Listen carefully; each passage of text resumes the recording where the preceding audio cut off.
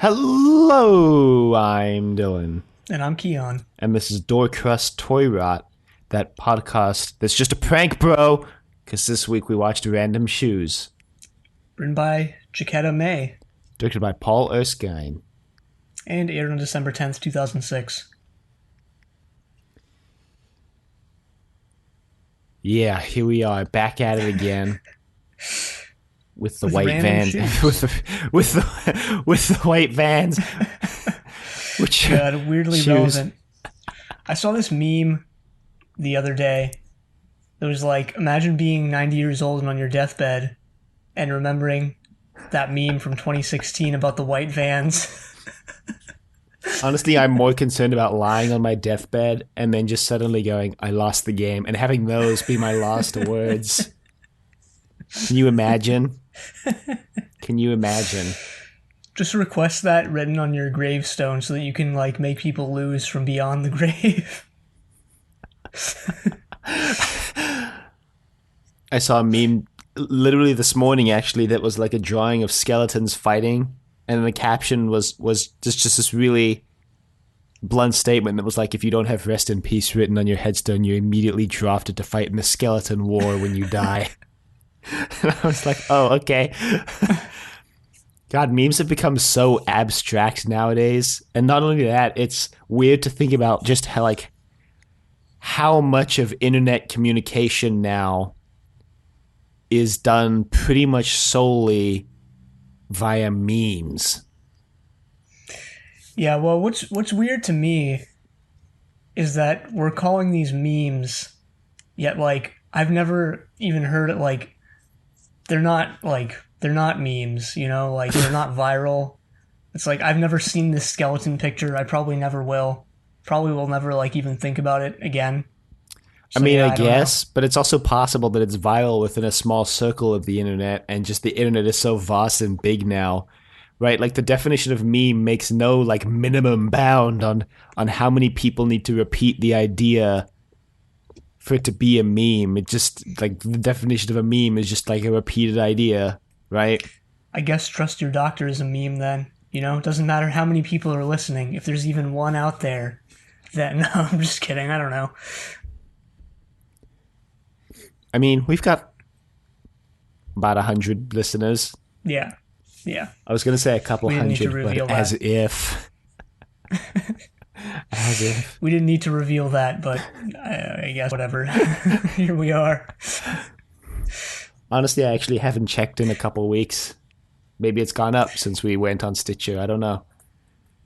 Just adding even more ways for people to listen to our questionable content. Anyway, production-wise this week, Yeah. Speaking of questionable content, I didn't really find much. Just that this episode used to be entitled Invisible Eugene. And then like 2 weeks before it came out, they changed the name. yeah, I saw that too. I wonder what the reason behind the shift was. Maybe because Invisible Eugene sucks as a title, but to be fair, so does Random Shoes, so... Yeah. Yeah, it does. I remember when I started watching this episode yesterday, 24 hours ago, and it was like the title, and I went on Amazon and the title was Random Shoes. I was like, great. I wonder what the hell this is going to, like, how the hell this is going to tie in to the plot. And as it turns out, it's just because if you don't make anything of your life, it's just a series of random shoes. Torchwood, 2006. I'm gonna put that on my gravestone. Life was just a series of random shoes. Well, this episode had a really strong start, I think. And then kind of just... It didn't drop off a cliff. That would be too dramatic for it. It just kind of walked slowly down a slope, like, into the sea and submerged itself fully. I feel like we've definitely used that metaphor before, but it is apt. Like this episode starts somewhat all right, and immediately, as soon as the voiceover starts, it just starts the long, slow march into blandness, I guess, into forgettableness. It was kind of the Love and Monsters of Torchwood. I don't think it was as unenjoyable as Love and Monsters. I do think this was an okay episode, but there are so many striking similarities, like the voiceover, the character, like we follow this character who is, well, in this case, in love with Gwen and obsessed with Torchwood, and where in Love and Monsters, whatever his name was, Elton or whatever, was obsessed with the Doctor. Right. And he founded his own doctor hunting group. But, like, in some ways, I give Love and Monsters a little bit more of a pass for that conceit, because they had established already in universe that the Doctor was a mysterious character who people were obsessed with that fan site in Rose, with it was a Clive. So there was clearly a community of people like looking for the Doctor, and he's a much more influential figure than like Gwen from Torchwood. And also, like, the way they play it in this episode is that Eugene was like 110% probably stalking Gwen, and that's really weird. Yeah.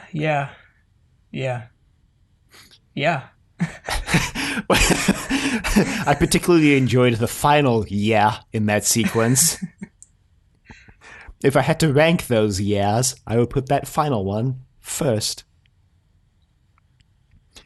Apparently, also, this was an episode that was filmed at the same time as another episode, in this case being Captain Jack Harkness, which is why most of the team pretty much doesn't appear in this episode, like, at all, except for Gwen. And apparently the converse will be true in Captain Jack Harkness. Yeah, that's interesting. They kind of have the same thing going on as with Doctor Who, with the Doctor Light episodes and the Companion Light episodes and the Jack Light episodes. The Bud Light episodes.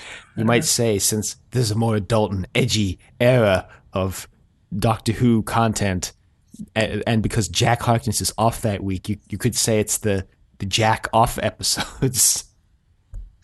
Wow. Bravo. Wow.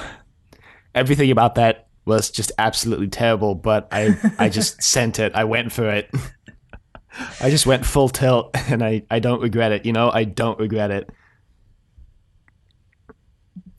So the episode opens, and we see our intrepid hero lying in the middle of a road, and he's got a voiceover, and immediately, as a physicist, I just felt a pang of both irritation, annoyance, and like anger at Eugene, because he mixes 3 different units in his opening speech, talking about freaking the speed of light in meters per second, and then he talks about like how fast nervous responses travel through your body in feet per second, and then he talks about cars in miles per hour. Like, welcome to the UK. I get the like meters per second, speed of light, miles per hour car thing, because those are like the typical units that are used for those, but I felt like most nervous impulses travel through the body at about the same speed as electricity does, which is typically measured in meters per second, and it made me feel like the only reason they changed it to feet per second was because the writer was like, I don't want to use meters per second twice in a row, so what's some other nonsense unit I can use? I've literally never heard anyone in my life use feet per second as a unit for anything. Now you have. Random and my shoes. Life is worse for it. Random shoes made my life worse. Well, random shoes actively destroyed my life. Have that be your like final words on your deathbed, where it's like, life just wasn't great after 2020. Like the people surrounding you be like, oh, what was it, coronavirus, or like, the Trump administration? You're like, no. That was the year I watched Random Shoes. If you think about it, the world really started to go downhill when we got to the Jodie Whittaker era on Trust Your Doctor. I'm just going to drop that like a grenade into the conversation. Wow. Speaking of life getting worse, life, is the fourth sort of thing that this guy measures, and that doesn't even get a unit of measurement because it just flies by. Did you get a sense, like, in this opening monologue, Did you get a sense of this being like, you know, that meme where it's like, story opens, record scratch, guy turns to the camera. That's me. You're probably wondering how I got here. Yeah. Like, that's what I got out of it. Yeah, I mean, we really are starting at the end here. The end is the beginning. Full circle. What is the end is the beginning from? I don't know. Something we've watched to use that as a title for something. Oh, no, something I've watched. It was Star Trek Picard. Okay. All right. Mystery solved. Mystery solved. If only it was that simple for, I'm blanking on his name now. Why can't I even remember his name? Oh, Eugene? Yeah. It's not. He gets up. He walks over to Owen's dead body. No, it's his. He kind of looks wild card Owen. He kind of looks like Owen though. I in that initial zoom in shot that we get of him, I was like, "Whoa, Owen is like dead in the street." But then no, it's not. Yeah, a little bit. I mean, I guess that explains why Gwen is so uncontrollably attracted to him when he comes back to life. Spoilers. Yeah, he's sort of just like a less cool Owen. Yeah, because Owen, you never know what Owen's going to do next, whereas Eugene, you know exactly what he's going to do next. He's going to stalk Gwen. Plus, Owen got his ear pierced between the last episode and this one. Did he really? Yeah, there's a shot where I guess he started wearing... It's either that or he, already had it pierced and just started wearing earrings. Because there was that one shot of him that was just a medium shot, and you could clearly see an earring. Owen, you absolute, I don't know, unit. That was my WTF Owen thing for this week, because he really didn't do anything WTF worthy. Oh, mine is a little later. I'm going to save it for when we get there. But Gwen looks through Eugene's phones, and it's just a bunch of pictures of like shoes. And I'm like, oh boy, Eugene's a foot fetishist. That's going to be the big twist of the episode. Gwen says, "What are these?" And someone says like, "Oh, it looks just sort of like random shoes to me." And this really set up the mystery for me. I was really curious to find out what the connection between all these shoes were, and I was 150% sure that like this was going to be some sci-fi twist, something to do with the alien they were clearly setting up. Were you as hilariously underwhelmed by the reveal as I was? I hope so. I was actually overwhelmed by it for a particular reason that we'll get into later. Okay. So Eugene takes us on a flashback to 1992. Yeah, so he really broadens the scope here. He's like, oh God, this just happened recently. I just died, obviously, because my body's still warm and the blood's still wet. But this all started way back at the beginning of time. In the beginning, there was nothing. And then no. It does feel like he like really widens the scope and goes back way farther than he needs to. Also, like, the whole purpose for this flashback is to reveal to us, one, that he got the eye, and two, that his dad left. But they do a scene later on that, in my opinion, was a much better and more effective reveal that his dad left. And, like, we didn't really need to know how he got the eye. So I kind of felt, like, retroactively upon finishing the episode that this whole flashback was completely unnecessary and just padding. No, this was like the one scene, or this entire sequence with him getting the eye and then his dad leaving was, I think, probably the one scene that I really liked from this episode. Well, that's fair enough. I respect that. Yeah, I think I like the direction of it. I'm someone who will usually, say that I don't like vocal songs in shows, but I think it was really well done here. And it really... Yeah, they used David Bowie's Starman. Yeah, and this scene got me really hyped for what was to come. At this point in the episode, I'm like, yes, this is great. Let's have more of this. There's still like 40 minutes left. I'm in. And then you were out. Yeah, I was out pretty soon after. But yeah, so what happens is that apparently Eugene was like this math whiz, and he was at this like math competition, this math bee, this, I don't really even know what it was. Like a math what's the word now? Triathlon, something like that. Triad, I don't know, something. Triad. The triads in the Yakuza. Just hold a math competition to recruit new members. That's why his dad's disappointed in him.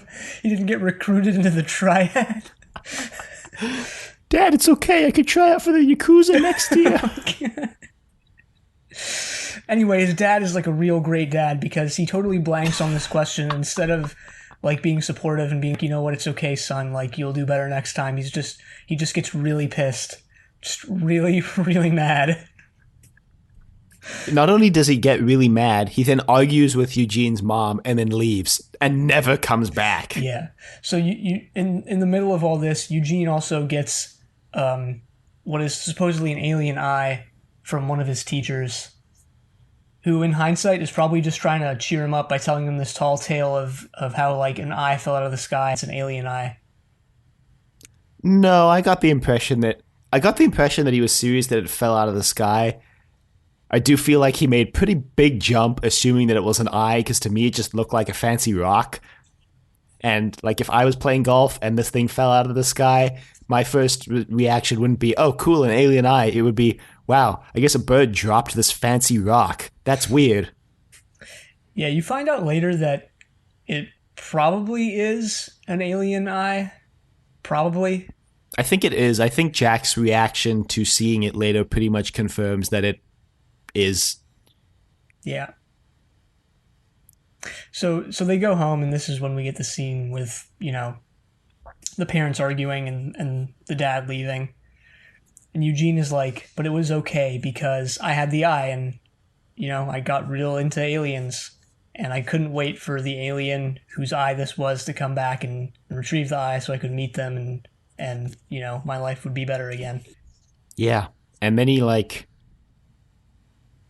I don't know, did you find it maybe not necessarily weird, but curious, I suppose, that he was apparently a math whiz who then got the story told to him about this alien eye, got really excited about aliens meeting him, but then didn't, I guess, like leverage that passion into like a degree or a career in, I don't know, astrophysics or like space science or anything to do with space. He became like a telemarketer. No, I don't find that weird at all. Yeah, I mean, you know, plenty of people who do plenty of things, you know, like maybe you're a great artist, for example, but you never like use that and you just like, I don't know, work at the gas station or something. Yeah, I mean like in real life, but like I guess I guess trope would be the word, but a thing in fictional stories that when you see a kid's child, like a character's childhood, and they have some defining moment that usually like sets up their character development for later, and they set this up, at least to me, it kind of seemed like they were setting this up as like, oh, Eugene was going to be revealed to have this super secret life with like the European Space Agency or something, or he worked for UNIT, or he worked with Harriet Jones, Prime Minister, like studying aliens, because aliens literally land on Earth like every week in this universe, and Eugene, like, maybe he was a big part of that, and that's going to be the big reveal is why he was like trying to contact Torchwood, because we forgot to mention that Gwen mentions that Eugene's been trying to like contact Torchwood like multiple times over the past couple of months, and that's why they're at his death scene in the beginning of the episode. But then like it's just revealed that he's like a telemarketer, and like this enthusiasm that the story had set up was just like completely incidental to like his life and didn't really matter. No, I didn't see that it didn't matter because they're setting it up for exactly the opposite of what you're talking about. You know, you think he's gonna, you know, do something great or whatever because he has this, you know, potential and he has this alien eye. Yeah, it's exactly the you know, the thing that he doesn't do anything with that, and he kind of just meanders through life, taking pictures of random shoes. I guess. I just found that kind of like, I found it, because that's fine from like a storytelling perspective if that's what they were going for, but then like even that to me feels contradictory with his whole like ending statement where he's like, oh, you got to make the best of your life, because it just flashes right by, and I'm like, did you make the best of your life, Eugene? You were a telemarketer who like completely threw away like your childhood passion. Like, And that's exactly why he's in the best position to give that lesson to people, because he didn't heed his own words, or he didn't realize until it was too late. So, don't be but like that's so Eugene weird because to get run he over. seemed to be fine with his life. Like, he seemed to be living the high life, like real in a way. Like, he was fine with his life. He's having a good time. He had his friends at work. Like, okay, Well, if he until didn't, he figured out that they like betrayed him and were just using him but for cash. that was minutes before he died. So for the bulk of his life, for the vast, overwhelming majority, he seemed like he probably did all right, except for the fact that his dad left. But that was something that was out of his control. And Well, that was the thing at the end too. Is like that was him realizing like, whoa, like my dad didn't leave because of me. It was out of my control. yeah, And yeah, I I'm agree that surprised. like that wasn't communicated as well, probably explicitly as it could have been. Like, yeah, Yeah. I don't know. Surprised Eugene didn't take his dad leaving to go, you know what? Screw you, Dad. I'm going to be better than you ever thought I was going to be, because that's what I've been doing in my life when people just screw me over, use me, and then discard me and leave me. I'm just like, well, What? I'll show you. Best form of revenge is success, allegedly. Hasn't worked out great so far, but I'm doing my best. Well, you know what they say: revenge is a dish best served cold. So, maybe you can, speaking of final words, maybe you can make your final words like a final, like, 95-year-old gasp of, like,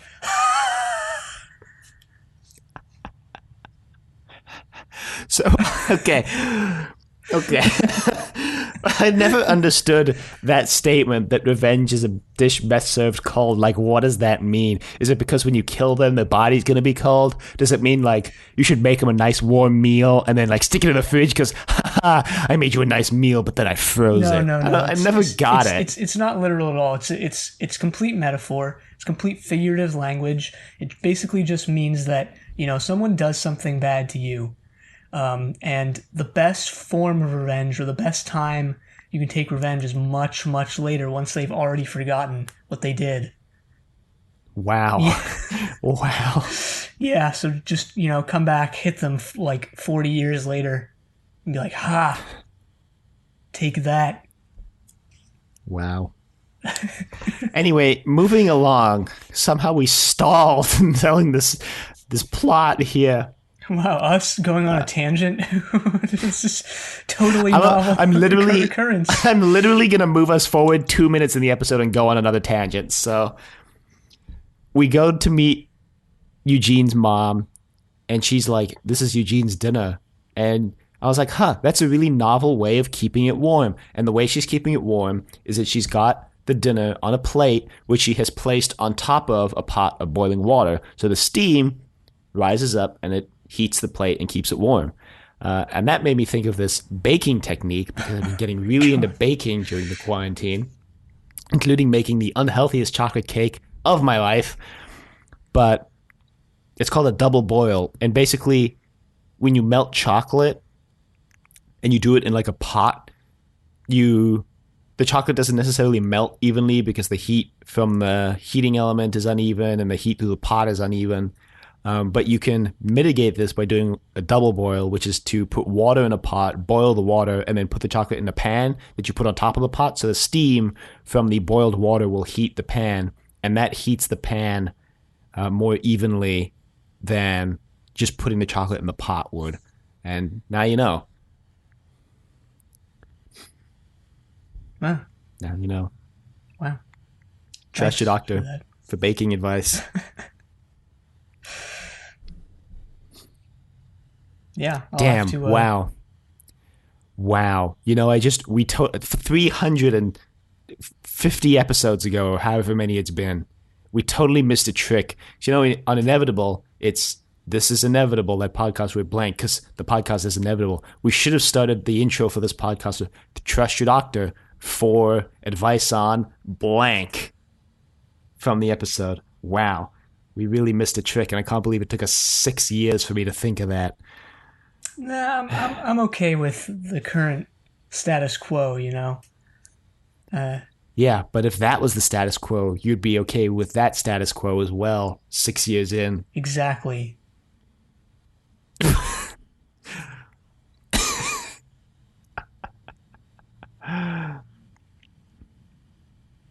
So, anyway, they go back to Torchwood. Eugene comes with them, and this is my WTF Owen moment of the week because, like, Gwen's trying to convince Owen to care about, like, Eugene's death, and she's like, he was always trying to tell us something. And Owen doesn't really want to do the autopsy because he just doesn't care, so he wants to make Gwen do it, and she, like, doesn't know how to do it. And then Owen just says something like, you know what, I don't care, please make me some tea. And I'm like, what? Owen! Why wouldn't Gwen know how to do the autopsy, though? Because she was a cop. She's not a doctor, though. I guess. Yeah, I guess Owen would be a little better to do it, but I feel like she could still do it. I mean, she's a cop, right? Like, don't they learn how to do that stuff? Just because you're a cop doesn't mean, like, you know how to cut someone's stomach open and, like, how to... Yeah, it doesn't, like, also, just because you're a cop doesn't mean, like, you... Like, autopsies typically also, like, help determine cause of death. Like, what if, I don't know, Owen did the autopsy and cut him open and discovered that Eugene was actually dead before the car even hit him? Like, Gwen probably wouldn't have the medical knowledge to, first off, even know where to look, but assuming maybe she did have that knowledge, she wouldn't necessarily know what the heck she was looking for to confirm that, you know? Yeah, I don't know. Yeah. I realized retroactively also at the end of the episode that, like, this whole episode probably would have gone a completely different and more interesting potentially direction if Owen had actually just performed this autopsy, cut his stomach open, and found the eye, like, 15 minutes into the episode. I guess probably would have built up the mystery even more for not... Well, I don't want to say the conclusion is not satisfying, because the whole, like, it was just a prank, bro, like, nature of this episode was actually oddly amazing. Well, it would have allowed us to skip, like, Law and Order Cardiff for the next 10 minutes where Gwen just retraces Eugene's final steps across Cardiff in like the most boring way possible, because she has to first go to his office. She finds out he was a telemarketer. She talks with, like, this girl at the office who he was going to buy a plane ticket to Australia for. And then she goes to talk with the mom again, and she finds out that the dad left, and, like, this whole, like, detective inspector sequence. Like, they could have skipped all this if they just found the eye immediately. Yeah, I mean, I didn't, like, particularly, you know, love it, but I liked this, you know, a little bit, because we're learning more a little bit about, you know, Eugene's life. I wouldn't say I liked or disliked it. I'm just making a completely neutral statement that they could have skipped all this if they had found the eye earlier, and I don't know how the episode would have looked after that, but that's, I guess, my point. Yeah, I mean, I don't know. In fact, I do know I zoned way out during this scene more so than any other scene in this episode. So put your own worth. version on, like, AO3 or something. Write your own better version of Random Shoes. I found a Doctor Who poop Twitter account a couple weeks ago. It's pretty funny, actually. Huh. It's pretty funny. Huh. They actually just did Fear Her. Great. I think their version of Fear Her opens with Jodie Whittaker's doctor showing up at the beginning, seeing where she is, and just going, nope, screw this, and leaving. And then the 10th Doctor phasing in. Well, hindsight is 20/20. You know what? That's going to be like the in thing in 2021 and be like, you know, 2020 sucked. Hindsight was 2020. Like, oh God, yeah. I don't know. Damn, can't wait for that. Was Fear Her the one where they materialize, like, next to that wall or whatever, that shipping container, and they can't get out? Yeah, in between. Yeah, and then they rotate at 90 degrees, and the Doctor shows more control over the TARDIS than he/she has ever shown before or since they materialized in exactly the same spot but rotated 90 degrees. Maybe it was just total coincidence. maybe they're actually trying to go somewhere else. It would be hilarious if Big Finish just inserted like 15 stories into that tiny moment right there. Well, the more time goes on, the more that'll be likely, because Big Finish will just insert stories everywhere they can. Yeah, and we're going to be talking about Big Finish later in this episode when we respond to Steven's email, but I did want to say that I was thinking about this last night, weirdly enough, but the biggest like wanky fan service thing that Big Finish ever did in pursuit of like money was making like 3 Winston Churchill box sets, literally making like 3 box sets off a character who made the barest minimum of a passing reference to knowing the Doctor before the episode he was in, and somehow they turned that into like 3 whole box sets.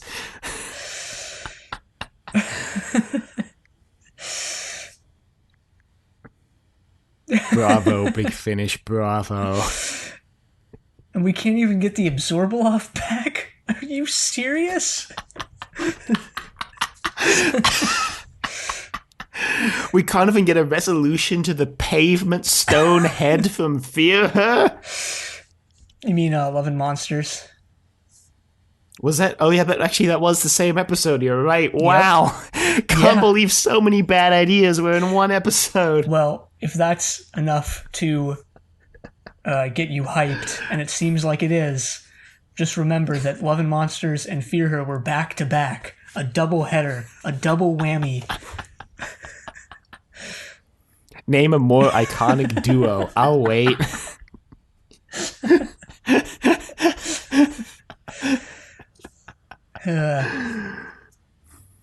You know, everybody's talking about how Stephen Moffat sucked and Chris Chibnall sucked. And, you know, I think they're really forgetting that, like, a lot of parts of the Russell T era kind of sucked, too. Oh, yeah, definitely. Honestly, Doctor Who has a history of just putting out some of the worst television that's ever been seen by man. Yeah, you're right. Yeah, some of the worst things I've watched are from this show.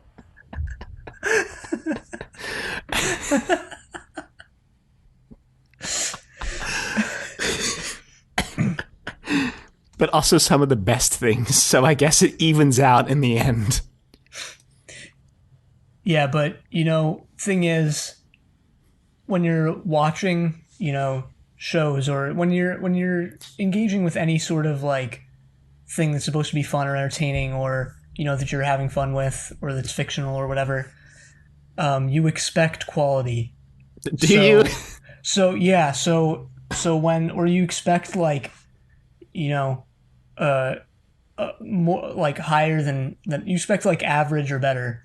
So when you get average or better, that's not like a big account. It's just normal. You don't really appreciate it. But when you get below average, or when you get like seriously like terrible, then those are the ones that stick out, making them worse. I guess. I mean, there is a fascination with just like terrible media in general.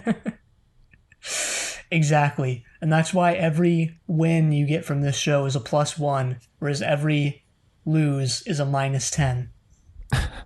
But then like you get these weird critical reevaluations of bad things later, and or at least I'm not gonna say you, but I always wonder, like, is this just them trying to be like hip and cool and being like, I liked it before it was cool, or like is it nostalgia talking? Like the movie Heaven's Gate, which I've never watched, but when it came out was called like one of the most pompous, self-indulgent, worst movies ever made, because it ran way the heck over budget, was like 4 hours long, had really terrible pacing, the script was garbage. But then like in recent years, people have been like, you know, Heaven's Gate was pretty good, and I'm like, but like why? People just say, oh, it's pretty good now, but they don't like refute any of these. It's pretty good now. It wasn't back then, but now it is. Nothing changed about it, but now this massive, overlong piece of trash is gold. I don't know. I've never seen it, so I don't know, but I just always wonder like what led to this reevaluation, because the content itself doesn't change. People just suddenly look back on it and go, you know, actually that was pretty good, or something like that. Yeah, maybe just found a new way to appreciate it. Maybe just had their tastes changed or whatever. that's going to happen to cats in 10 years. People are going to be like, you know what? If you drop LSD and get a bunch of friends together, Cats is actually pretty good. Like, that's what's going to happen. I don't condone dropping acid before watching Cats, the movie. Just throw that out there. No, I don't condone watching Cats, the movie. Oh, but you're fine with just dropping acid? Yeah, sure, why not? One of these things is a crime against humanity, and the other just messes you up for a little bit. No, one of these is a crime against humanity, and the other is dropping acid. Yeah, that's the joke that's lurking there. But yeah, so where were we in this episode? Oh, right, Gwen goes to a diner that Eugene liked to go to. Okay, I'm about to take us on another tangent for a second here. So am I. So, yeah, let's just do this. I think mine is going to be shorter, but on the first cut to the diner, they're making the food in the kitchen. And I don't know if you noticed, but the egg that they're ostensibly frying, I guess, is just drowned in oil. It's like completely submerged in oil.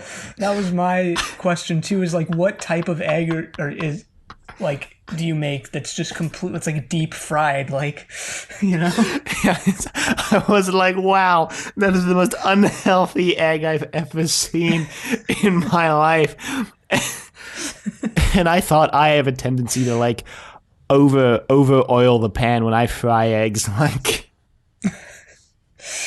maybe it was like a challenge or something. Like one of the chefs was challenged of like, how can you make eggs unhealthy? Because like eggs are pretty healthy, like by themselves. Yeah. Like there's not really much you can do. Well, unless you catch salmonella, then they're like devastatingly unhealthy. But yeah, but like short of like eating a ton of like badly prepared raw eggs, like there's not really much you can do that's considered a normal preparation for an egg that could make it unhealthy, but like they're doing it.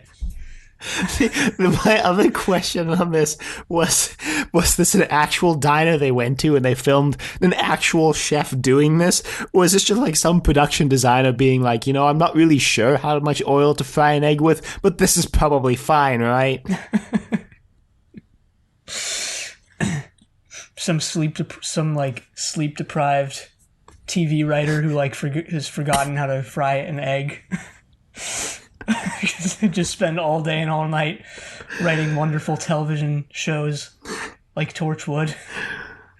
And then it's 4 a.m. He's like, time for a snack, and he opens his vegetable oil or his olive oil, takes out a pot too, by the way. And then he just pours like a cup of oil and drops his egg in there. This scene, though, is where we are first introduced, quote unquote, to shoot Gary. Yeah, and Gary. It's also where we first get the thing where like Eugene can kind of influence Gwen from beyond the grave. Yeah. Because he tells her to, I forget what he says, but he tells her to call Gary, and that kind of like psychically influences her to use his phone to call Gary. So she does. And Gary's like, hey, who is this? And she's like, well, Eugene's dead. So she goes to his office. She goes to meet up with Gary, I think. And that's how she finds out, I think, where he worked. And then she goes to his work and meets, what was her name? Like, Susan? Linda? Susie. It was the other Susie. The other Susie. Says, yeah, there's like 1,000 Susies in Cardiff. This is one of them. the hidden secret part of They Keep Killing Susie was a 3-month-long investigation into every Susie except the one they needed, but they cut that from the episode for time. And Susie asks to meet Gwen at a restaurant, like off the office property, and so they go. Off the record. And Linda's just downing wine, like this is the last bottle of wine on earth. Yeah, and she tells the story about the alien eye. So Eugene. I can't believe. Why do I keep blanking on his name? So Eugene. Just think of the Pink Eventually, at one Martini point, song, Eugene. yeah. Eventually, one day showed all his coworkers the eye, and he's like, "I'm gonna sell it. I'm gonna get like thousands on eBay for it." So he puts it on eBay, and lo and behold, the bid goes up to £15,000. Right. Well, nothing was happening at first, but then somebody put in like a couple hundred, and then it went to 3,000, and then it jumped to 15,000, and then the final bid that came in pretty late was 15,550. Yeah, And then they go to, sorry, not they, just Gwen. Gwen goes to Eugene's mom's place again because she calls Gwen and is like, "Hey, I want to show you something." So Gwen comes in and they're just reliving Eugene's like most devastating yeah. moment. Like now that he's dead, we can finally watch this and have a good laugh. No, no. And then like Eugene's younger brother, who seems to be like half Eugene's age, If that, yeah, he's a very much younger brother. except he has to be at least 14. Yeah, he's probably Because just like a newborn when Eugene was lost that Yeah. math competition or whatever. but he looks like 8. Yeah, and he has the mouth of an 8-year-old too. Those 8-year-olds, can't contain their swearing. I actually liked that. Like, he's such a minor character, yet we get like quite a bit of character from him because he just like has the mouth of a sailor. Yeah. He also like, so the mom tries to tell Gwen how like the dad moved to America and had a really successful job and is like doing all sorts of great things with his life, and the younger brother's just like, "Mom, that's a lie. He works at the garage down the street." Which apparently Eugene didn't even know until 2 weeks before he died. Yeah, because Eugene like tracked him down apparently. Yeah, but didn't have the not courage, but didn't have the heart, I guess, to confront him. Right. Gwen actually almost goes and confronts him too. I can't remember if that's here or if it's a little later, but she goes to the she goes to the garage, sees Eugene's dad, but doesn't do anything. And again, Right. Eugene is kind of psychically influencing her in this scene. Yeah, because she opens the door and he tells her like, "No, I don't want him involved." So she closes the door and is like, "Okay." Yeah, whatever you say, Eugene. There were moments in this episode that kind of make you think she knows he's there, but I guess she doesn't. Yeah.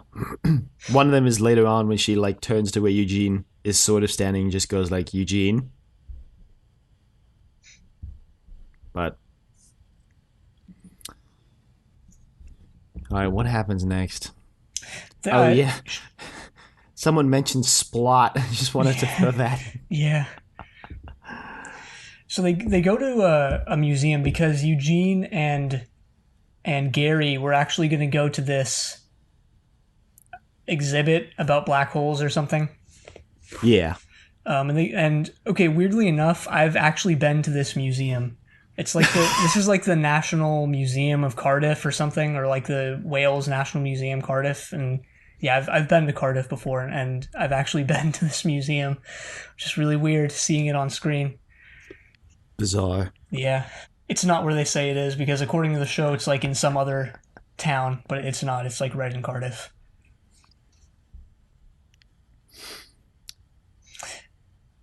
So Gwen meets Gary at the museum. And Well, she sees Gary there, and I Right. think he's surprised to see her because he runs. He bolts. And I think he reveals the rest, the truth behind the £15,000 bid, which is that he was the one who initially started driving the price up. Yeah. He wanted to encourage Eugene, so he started bidding, but then someone else actually took over and was like, "Hey, like, I actually want this thing." So they were like, "Oh shoot. Oh shoot." But that's all we find out now. So Gary also reveals that Eugene was going to trade the eye for the money at somewhere nearby. Like he was going to go do it in person. And Gwen finds like a little drawing. She pulls a drawing out of her pocket from Eugene's body. Yeah, it was like a napkin from this place. It was like a diner. So, yeah. I think she actually gets that because I think she goes back to Torchwood and gets that because that's when she's talking with Jack and he's like, where have you been? Your phone's been off, so we haven't been able to contact you. And she goes, well, I've been looking into Eugene's thing and I think he's had some sort of alien eye. And Jack says it might have been a Dogon sixth eye, which allows people to look backwards on their life because it's the sixth eye on the Dogons is the one that's in the back of their head, apparently. Yeah, allows you to look back, gain some new perspective. So, yeah, and he gives Gwen's like, I can get it for you. Yeah. He's like, all right, just keep your phone on. Greatest and he's like, line. You have the weekend. You have 5 minutes. So I guess you gotta work on the weekend, Gwen. Sucks to be you. Yeah, I wonder how much Torchwood pays, you know? Not enough. Yeah, probably not enough for all the stuff they get into. Yeah, not enough for all of the emotional damage they cause all of their employees. Yeah, when you think about it from Owen's perspective, he's probably like doing a lot worse, you know, financially. Because he went from being a doctor to being in Torchwood. Yeah. So Gwen goes to the restaurant that Eugene was going to meet this 15,550-pound bidder at. Yeah, the restaurant's called The Happy Cook, but I was so zoned out, I accidentally read the sign as The Happy Cock. I just wanted to throw that out there. I was really confused. And then I was like, oh, wait, duh. Yeah. So then we see Gary, but then we also see Josh, and I was like, hang on. So we forgot this whole scene where Gwen... we totally skipped that scene. Gwen has to return... Okay, I mean, this was kind of a wildcard Owen moment, because Gwen walks in, and Owen's just, like, watching a DVD, and she's like, is that Eugene's DVD? And he's like, yeah. And I was like, wow, just watching a dead man's DVD. Like, okay, Owen. Yeah, you're right. That is a WTF moment. I didn't even, like, think of that. So she has to return the DVD to the store because it was a rental, and the like cashier is just blatantly hitting on Gwen, but then he reveals that he's moving to London in 6 months anyway. Yeah, this was the same store from like Blink, right? No, I'm just kidding. Well, so in this scene, Josh is kind of playing it off like, oh, he doesn't really know Eugene. He comes in for movies and he sells them and that's it. But then, like, when we get to the restaurant later, I was like, wait, is that the guy from the video store? What the hell? Well, Eugene calls them his mates, but I feel like that's a bit of a stretch. Because it's literally just like his coworker and some dude from the video store that he probably just talks to when he picks up DVDs. Yeah, I mean, and like, I'm surprised the guy at the video store even recognizes him, because earlier on when Gwen... All right, so there was this whole...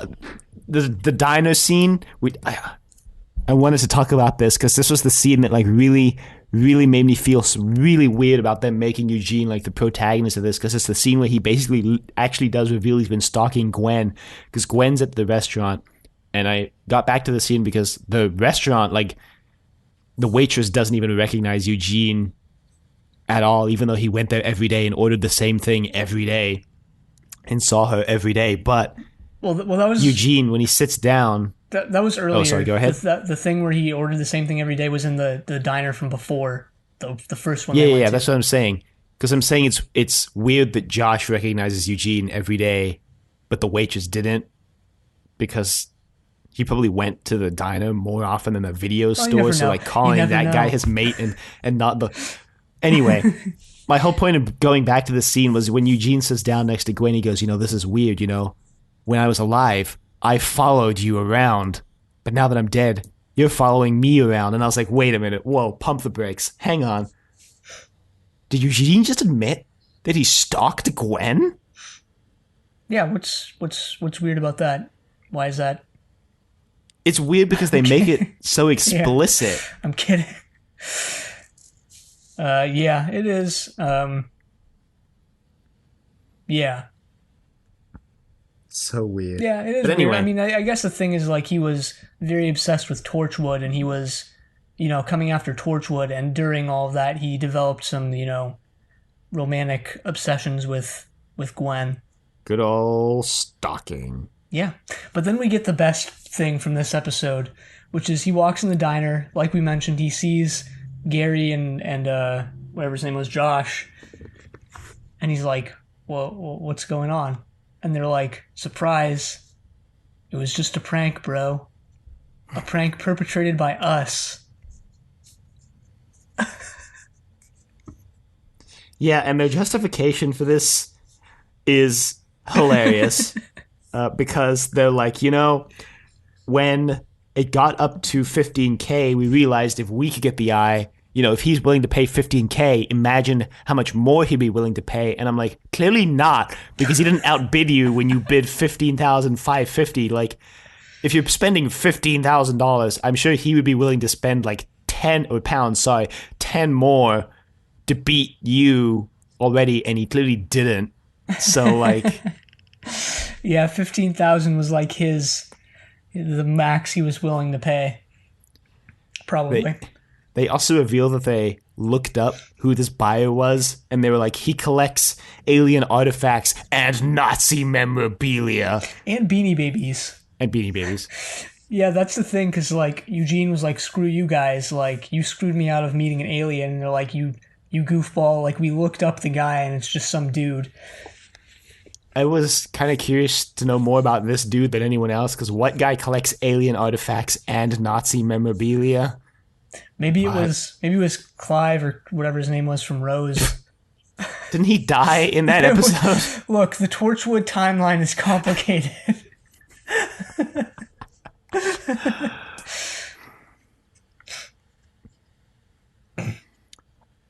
So this is where my Amazon X-Ray fun fact of the week comes in. And it's about Paul Checker, who plays Eugene. Apparently, before he was an actor, he had a job as a fruit watcher. And his entire job, and this just sounds like the greatest job in existence, was to stand there and watch the conveyor belt as raisins went by to make sure no raisins had stems sticking out.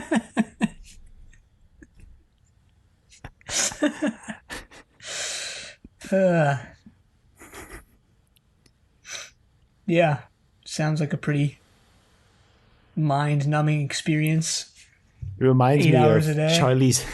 Charlie's dad's job in Charlie and the Chocolate Factory, which is just like screwing caps on toothpaste. And then they invent a robot to do that instead in the Tim Burton movie. And that's how he loses his job.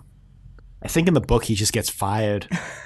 Yeah, Roald Dahl stories are great for that, like luring you in with what you think is going to be like a heartwarming children's story, but then it's actually like the darkest and bleakest fictional world you could possibly imagine. Well, that you could possibly imagine while still being like mostly appropriate for children. My favorite thing to come out of Charlie and the Chocolate Factory is the subreddit Grandpa Joe Hate, which is just a subreddit for hating on Grandpa Joe because he jumps out of bed when Charlie wins the golden ticket. Clearly is like in a position to like go and also get a job screwing toothpaste caps on. He could help support this family, but instead he mooches off of Charlie's dad's good hard work and hard-earned money, stays in bed all day with his wife, and just like doesn't do anything useful until he sees an opportunity to like win millions of dollars.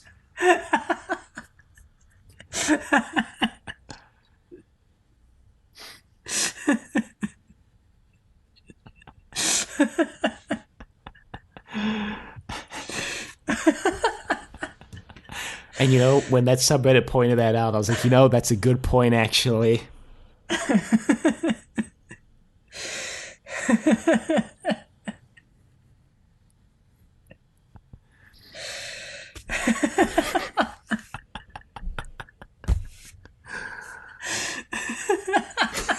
Maybe,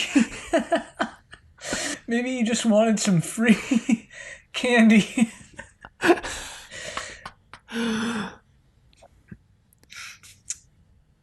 Yeah, wow. Well, you know what? It actually is sort of meta because Roald Dahl jumped at the opportunity to earn even more millions when he wrote Charlie and the Great Glass Elevator. You know, that sequel that definitely didn't need to happen, but did because Charlie and the Chocolate Factory was like his one breakout hit. Amazing, because like it's not even his best book in my opinion. I've read quite a few of them. Yeah, I read almost all of his books as a kid. Yeah, I read almost all of them. I think there were only 2 or 3 that I didn't read. One of them being the first half of his autobiography, because for some reason he published it as 2 books, and the box set I had only included the second one for some reason. Yeah, exactly. He's the perfect writer to write a low key like, super greedy person like Grandpa Joe, because he himself was making millions under the guise of being a heartwarming children's author. This absolute buffoon. Anyway, like we mentioned, the entire thing was staged by Josh and Gary. Keep wanting to call him Greg, and I keep wanting to call Eugene like Clyde or something. Gwen finds this all out from the waitress, and then she sees Gary and Josh approaching, so she kind of hides. And Josh is like, yo, waitress lady, there's going to be a girl. She's going to be asking questions about me from last week. Be really good for both of us if you don't tell her anything. And Gary just nudges him. He's like, shut up, dude. And he's like, what? She's buying it, dude. And Gary's like, look, she's already here. She knows everything. Josh turns to run. Josh tries to make a break for it and gets tripped by Gary. We skip the entire thing in this scene where like they have a fight over the eye because Eugene wants no part in their dumb plan to make millions for themselves and screw him out of the eye and the millions. Obviously. So he's just like, I'm leaving. And they're like, no, you're not. And they try to get him. He swallows the eye and they try to like Heimlich it out of him. / make him vomit. Yeah, they try to force the banana milkshake down his throat because I guess they think that'll make him vomit, but in reality doesn't do anything. No, and that's when Eugene runs away. Straight into the road. He's run over by a car. They offer him 34 quid for the eye. And Josh is like, it's a good sum. And I'm like, not compared to 15,000. Throughout all of this, I kind of had to remind myself that, well, maybe not anymore, but at least back then, the pound was like basically $2 to the pound. So like all the money they're talking about in this episode, from our perspective, I guess, is actually, a lot more than it sounds like. True. That's like a meme I saw the other day where it was the year is 1920 and you're a noir detective and you're on a street corner flipping a quarter and you see a dame out of the corner of your eye. You flip the quarter and you miss and it rolls down the drain. It's like you've just lost the equivalent of $30,000. Yeah. So Gary explains that he misses Eugene, and all right, that's all well and good, Gary, but you still tried to screw him. So, and then Gwen attends Eugene's funeral, but before she does that, actually, she calls Eugene's dad and is like, "Hey, Eugene's dead, dude." And he's like, "Finally, yeah, I can go back to the family. Eugene's dead. I've been waiting for this for years. I can't believe this happened before I became old and gray." But no, yeah, she goes to the funeral. Very low attendance. It's actually, you say low attendance, but there's actually a surprising amount of people there for, like, the episode that had been implying that Eugene had like no friends besides Gary. Yeah, and I mean, you see like Linda and I don't think you see any of his other coworkers other than Linda and Gary.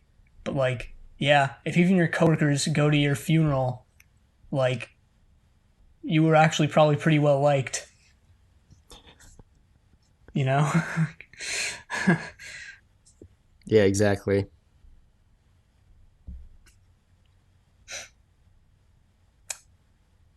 But Eugene is actually, he's wondering now why he is still around. Because the eye was, what he thought was keeping him around. Yeah, because after the funeral, I guess Gwen bribes the guy burying his body to dig the eye out of his stomach. Yeah. He's just like, no problem. Like, he does it all the time. Yeah, what's this guy's backstory? If someone hands you like £100 to just like dig around in the body you're burying and pull out like something out of his stomach, I don't think he's gonna ask too many questions. Why aren't we getting box sets about this guy? Can you imagine Big Finish funeral director box set featuring Eva Miles as Gwen Cooper, John Barrowman as Jack Harkness, and whoever plays this funeral director as funeral director. They could literally cast anyone and I wouldn't know, because I don't think he says anything in this episode except "it's all right" or something like that. Yeah, and they go and they have a little after party for the funeral, I guess, or some sort of event celebrating / disparaging Eugene's life. You see Eugene's dad go and make up with his estranged wife and son. His remaining son. Yeah, wow. Yeah, his remaining son. And yeah. And then there's a car careening down the road. Gwen is just standing in the middle of the road. And Eugene saves her life. He pushes her out of the way. And double dies. He gets hit by a car again and dies again, bringing him back to life. Because everyone knows if you die in the afterlife, you come back to life. I was going to say, this is some they keep killing Susie shit. They keep killing Eugene. Yeah, but so what happens as a result of this? ? I don't know. He actually does come back for a split second. They see him, and then Gwen has the greatest monologue in Doctor Who history, which is Eugene, Eugene, Eugene, Eugene for like it wasn't that long. It dragged on though. She just kept saying his name. Yeah, my note for this is, you earned that Oscar, Eve Miles. You earned that Oscar.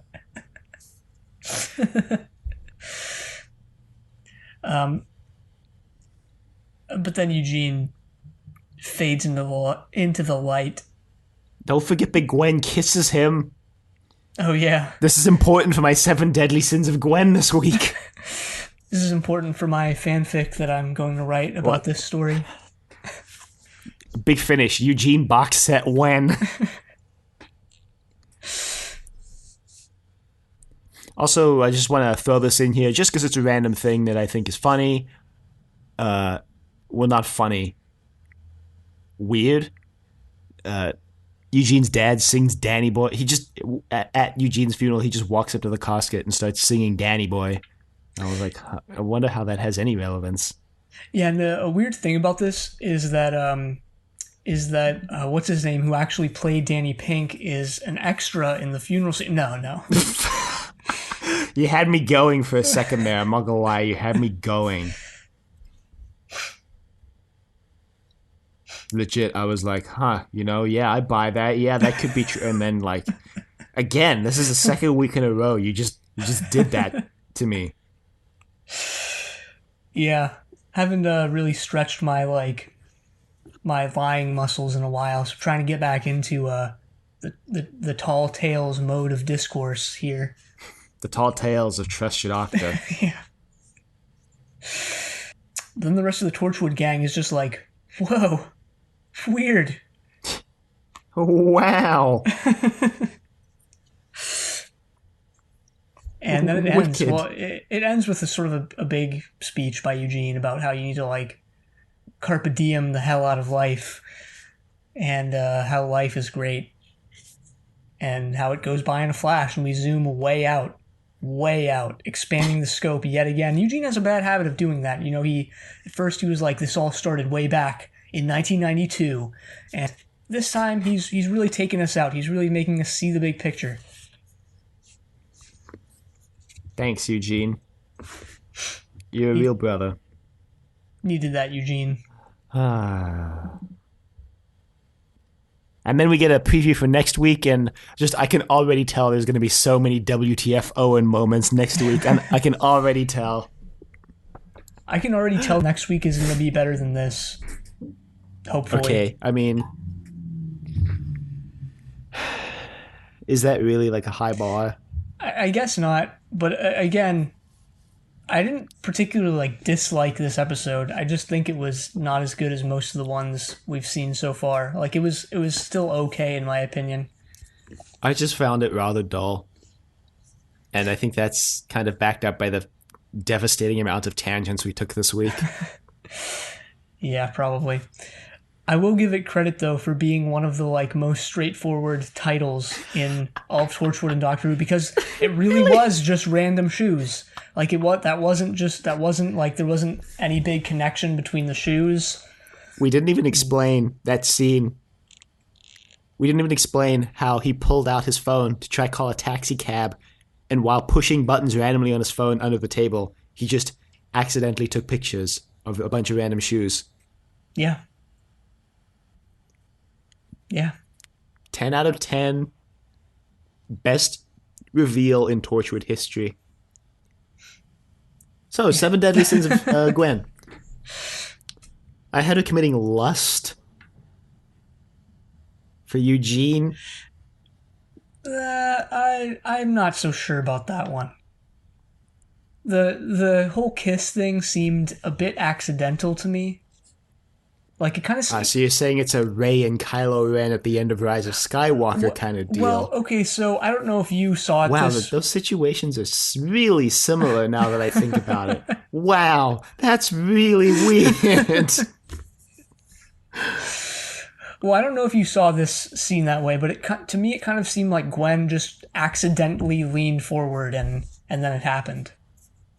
No, I didn't see it that way at all. I saw it as her giving him a kiss because she's like, oh shit, you're alive. Yeah, you're probably right. Yeah, you're probably right. Well, I also had her committing pride. Gosh, I kind of forget why I had that.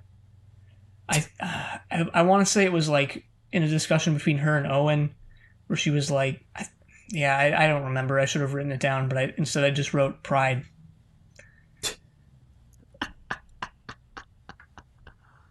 Oh, I remember what it was.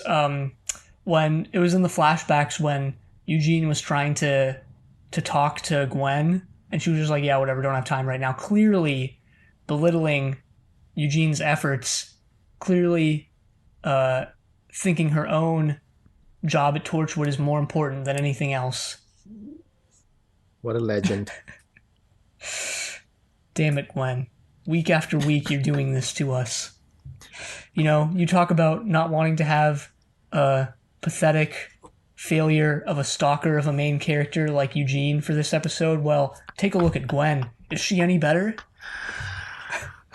Sure, maybe she's achieved more. Maybe she's happened into Torchwood and you know, fell into the position that she's in. Sure. But yeah, I'm really belittling her here, aren't I? But you know, she's also committed vast amounts of sin. So yeah, you know, maybe you know, Susie talked about like the nothingness. Maybe that's the like Susie killed people, so she clearly wasn't going to heaven, but maybe Susie was just in the void because she didn't commit the 7 deadly sins. Maybe Susie's only sin was murder, and when Gwen dies, she's going to, like, the darker place. I don't know. The nihilism of Torchwood. That's the last line of the season, actually. I already spoiled. That's what I spoiled, when I was reading those Christian sites. The season actually ends on the bombshell line with Jack Harkness going, "Nihilism, Gwen."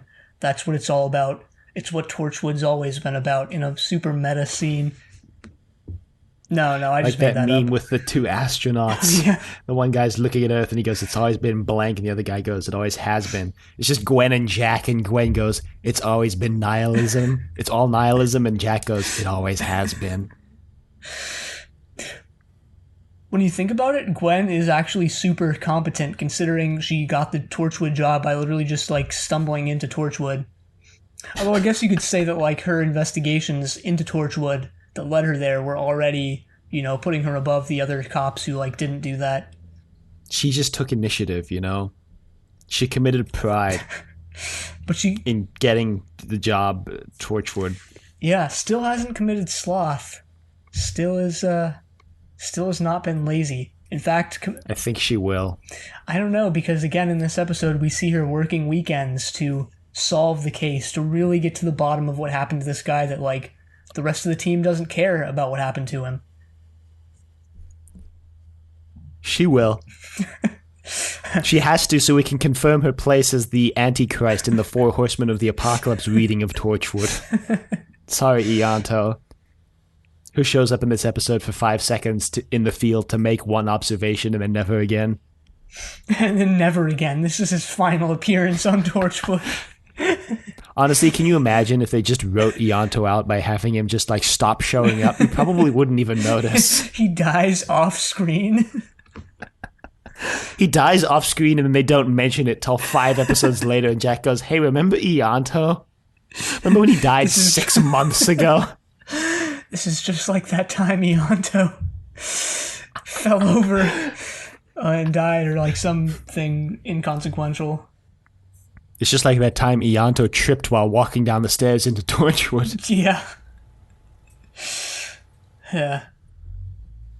I used to read this fantasy novel series called Rift War, which I've been thinking about a lot lately because someone actually randomly mentioned it on Twitter, talking about how it's like one of the best fantasy series ever written, which is like, I don't know about that. But like there was one main character who in one of the books just like fell off a horse and cracked his skull open on a rock and died. Like out of nowhere. Wow. Like not even in like a fantasy, it wasn't even like a fantastical like death in this fantasy world full of like wizards and alternate universes and magic, and he just kind of died. Wow, the banality of life. Exactly. It's why you have to seize the bull by the horns, Just like Eugene says. Again, he didn't really do that with his life. Which is why he's in the perfect position to tell others to. I'm glad we brought this full circle. So, how badly should Jack be affected this week? Like, literally not at all. Yeah. And he's not. Yeah, he's not. He thinks it's pretty cool. The eye, when Gwen gives it to him at the end, he's like, "Wow, that's pretty cool." Next week, we just get a scene of, like, Jack crying over Eugene. Yeah, he doesn't cry over what's-her-name's death in Small Worlds. His friend and former lover, no, it's Eugene. Totally unfazed, murders Susie yet again. Puts a bullet through her. Puts a bullet through her with no remorse. Multiple bullets. Yeah. Cries over Eugene. Anyway, this episode had a couple different actors in it. It wasn't just wow, CG. A twist. Wasn't just the greatest CG known to man. I know you're surprised to hear that. It wasn't Torchwood's version of Heaven Sent with just Gwen trapped in, I don't even know. Trapped against a green screen. So yeah, I don't know how many you had, but I guess we'll just switch off. 3. I guess I'll just take the first one. Why not? Yeah, so like we mentioned, Paul Checker as Eugene. He's been in just a couple things. He was in Law and Order UK. He was also in Sherlock. He appeared twice in Sherlock, actually, once in 2010, once in 2017. It's the same character. Yeah. And yeah, he's been in, just a handful of other things, but yeah, that's it. Yeah. I just realized in my hazy state when I did this, I wrote Law and Order UK instead of Law and Order. The gardening spin-off of Law and Order. Next, I have Ceylon Jones as Gary. I think that's how you say it. He was in something called Set Fire to the Stars, which I've heard of, but I don't know what it's about. He was in the Doctor Who Lady of the Lake video game. Huh. He was in the current war, but the director's cut, not the original. And then he was in he was cut Casualty. out then. That sucks. They cut his role. Yeah, the current war is the current war is a movie with a weird history because it came out in theaters and was just critically panned, like it sucked. I never saw it because it was in theaters for like 2 weeks because it sucked so bad it made no money, even though it had like really, really famous actors like Benedict Cumberbatch in it. And then like 2 years later, out of nowhere, there was the current war director's cut where the director was like, this was my original vision before the studio messed with it. And it came out and got like, not great reviews, but actually like moderately good to decent reviews. Yeah, and apparently was far superior to the original version. I've heard of this, actually. This is the one thing about Nikola Tesla and yeah. And Edison, yeah. I think I might have heard about it from you. I'm not sure. Where Cumberbatch plays Edison. I've never seen the movie, gonna be honest. I think Michael Shannon plays Westinghouse too. I don't know. If I remember correctly. Anyway, yeah, that's what I got for Ceylon Jones, or however you say his name. Yeah, so we have Nicola Duffett, I guess, as Eugene's mom. She's been in like everything you'd expect a British actor to be in. EastEnders, The Bill, Coronation Street. She's been in Casualty. It looks like she had a pretty big role in something called Fan Affairs. So it looks like she's just been in a bunch of soap operas / drama type stuff. Yeah. I didn't look her up, but I did look up Steve Mao, who plays... It's not Mao. Steve Meow. Playing Josh. He's been in Casualty, Doctors, Roger, which I wrote down because I thought it was funny. It's that Star Wars spinoff, right? No, I'm just kidding. He was in Doctor Who, The Infinite Quest, which is like an animated... Man, we should have watched that at some point.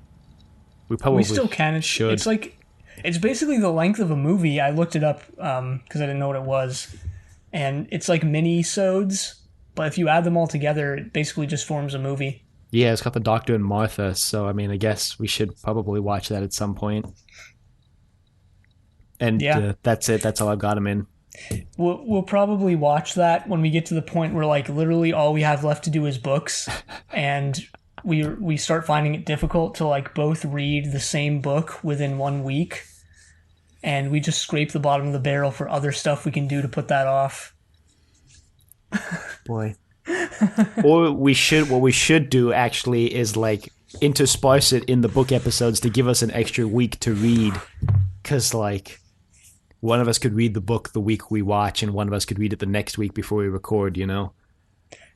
Yeah, I mean, I guess, again, just going with the whole trope of us figuring things out on air, that's probably what we'll have to do when we really get to, like, all right, all we have left is audios and books. We'll probably just have to switch off, like, one audio and then one book, like, every other week.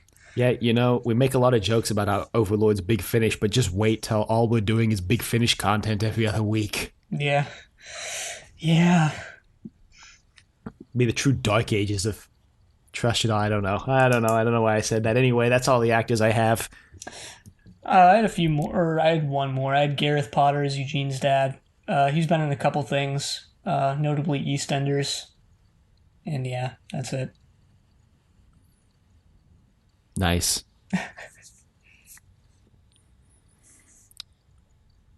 Yeah, well, that's all of our segments, I think, right? Except our recurring email segment. It's not really recurring because it's more of a when someone emails us segment, you know? Yeah, which is why we have to strive to keep it recurring, strive to keep up that listener engagement. I guess. All right, so this email comes from longtime listener, longtime emailer, Steven. The subject line is, I've caught up. Dear Dylan and Keon, it seems that I've listened to every main episode of Trust Your Doctor. There are books and audio episodes here and there that I haven't gotten to since I've been avoiding spoilers. What do I do now? Also, how did you guys react to the news that Christopher Eccleston would be returning to Doctor Who via Big Finish's Ninth Doctor adventures? I never expected this to happen at all, especially not before Smith and Capaldi doing any Big Finish. Even though the Ninth Doctor is not at the top of my Doctor rankings, I still find myself excited that he's returning, and I still find myself excited because of how impossible it seemed for years that he'd return for anything Doctor Who related, and Big Finish can surely surpass some of his lackluster episodes. Where in his timeline do you think these 12 new stories will be set? What would you like to see, and do you think he'd be more open to appear in a 60th anniversary special? Cheers, Steven. Sent from Yahoo Mail for iPhone, with a link that I didn't click, but probably takes me to Yahoo Mail.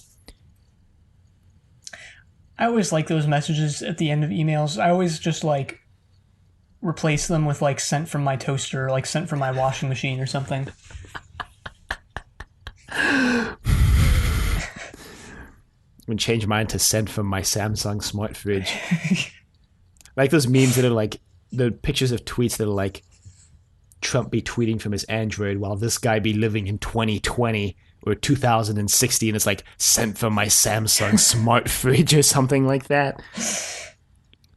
Well, what do you do now? Well, you listen to the audios, then you listen to our episodes on the audios. That's what you do now. Or just listen to the episodes we're putting out. We're like literally putting out more content per week than we have since 2018. Yeah, you could listen to Zenith even. If you haven't go back and already, listen to Zenith. Yeah, or you probably already have. We have dozens of episodes of Triple Play, and we're still making new content every week. In regards to how we reacted to Christopher Eccleston returning, let me recreate a PG version of the discussion we had, because I saw the email that he was returning literally like 5 minutes before I called Keon to record last week, Sunday. And Keon picked up and was like, wow, Eccleston's returning to Big Finish. I thought he said he would never do Doctor Who again. And Keon's like, yeah. And I said, I'm pretty sure he said he would do like certain other things before he would ever return to Doctor Who. And Keon's like, how do we know he didn't? And that was the exchange. Yeah, I do think he would be more open to returning for the 60th anniversary if he's now more open to returning to the show in general. Yeah, I agree. Also, since the production crew is completely different from Russell T's era, I mean, even when we went into the Stephen Moffat era, there were a lot of people behind the scenes who stayed on, who were the same, and also a lot of the same writers wrote for the show. And now under the Chibnall era, like, it's not even the same writers; it's completely different people making the show. So potentially any bad blood he had towards the production team and the show at the time probably doesn't really apply anymore. I thought he just didn't want to be typecast as the Doctor, or didn't want to fall into like, yeah, just being known for being the Doctor.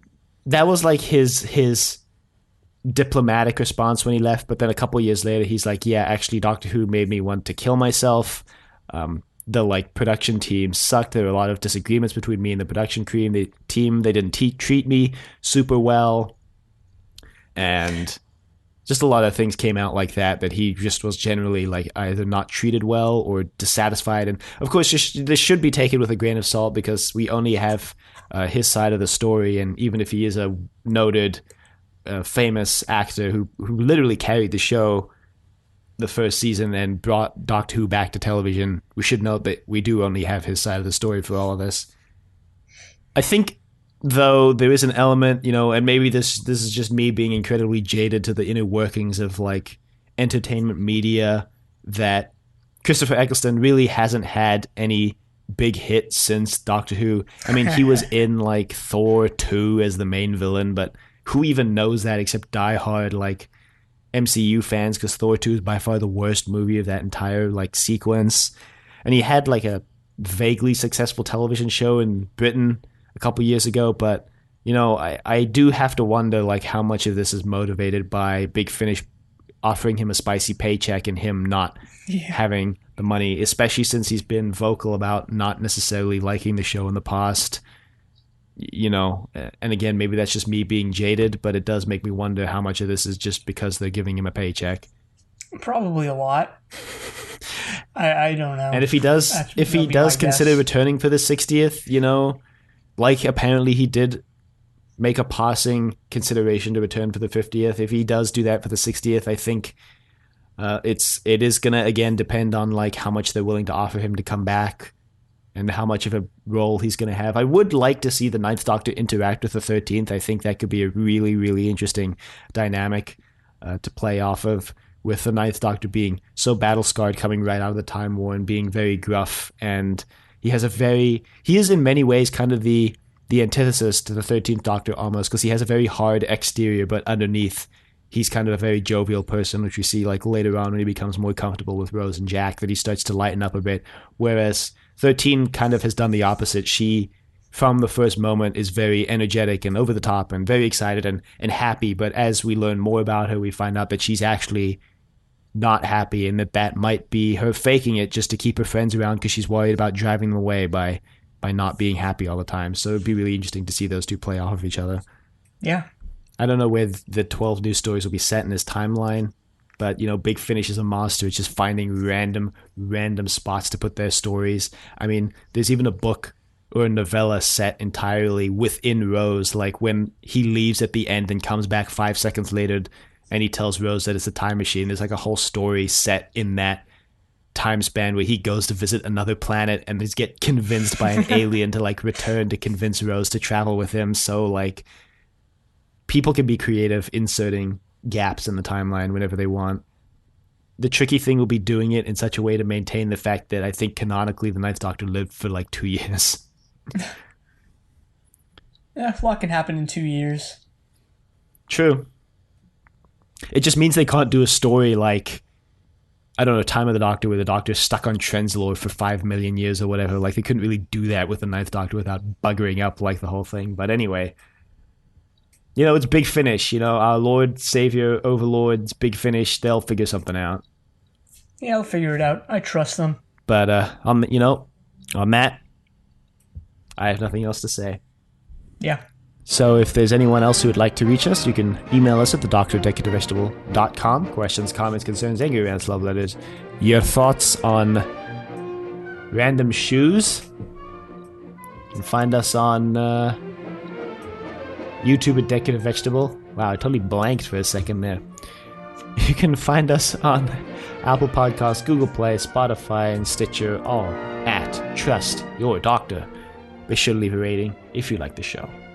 Check us out on Facebook, Trust Your Doctor. Like us on Facebook. Also check us out on Twitter at TY Podcast and follow us on Twitter.